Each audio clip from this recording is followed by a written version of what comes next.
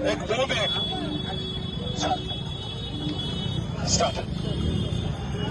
Shri Samarth Nana tours and travels सासवडच्या वतीनं आपल्या सर्वांचं 4 धामपैकी एक धाम जगन्नाथपुरी या ठिकाणी हार्दिक स्वागत. सम्राट अशोका मालिका कोणी पाहिली असेल, त्याच्यामध्ये कलिंग नावाचं राज्य होतं पहा. त्या कलिंग या राज्याचं आत्ताचं नाव ओरिसा ओडिया. अशा ओरिसाच्या या पवित्र जगन्नाथपुरी यात्रेला आलोय. भारतामध्ये जे 4 धाम आहेत पैकी 3 धाम विष्णूची आहेत.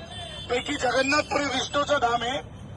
दुसरं जे धाम आहे द्वारका, त्याच्यानंतर बद्रीनाथ हे विष्णूचे धाम आहेत आणि रामेश्वर हे रामाचं धाम आहे किंवा शंकराचं धाम आहे.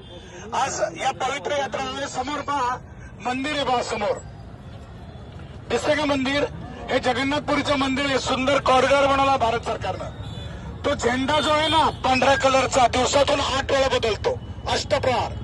त्याचं वैशिष्ट्य म्हणजे आहे की वाऱ्याची दिशेच्या उलट्या बाजूला हा झेंडा फडकत असतो. लक्षात आलं.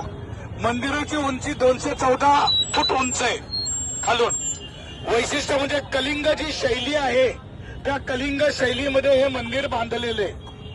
तिथे चक्र आहे बघा, सुदर्शन चक्र जे श्रीकृष्णाचं चक्र आहे. त्या चक्राचं